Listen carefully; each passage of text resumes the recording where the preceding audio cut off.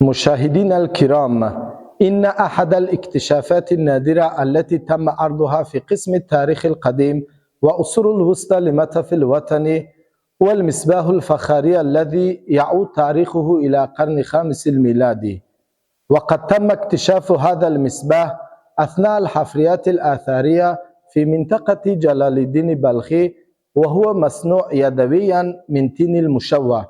يتكون هذا المصباح من قسمين: القسم الأولى قاعدة وهو بالشكل كأس، والقسم الثاني 5 مصابيح صغيرة.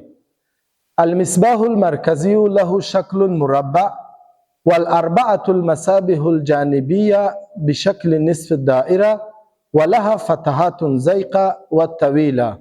وجدير بالذكر أنه يستخدم هذا المصباح لإضاءة المنازل ودور العبادة والاحتفالات الدينية.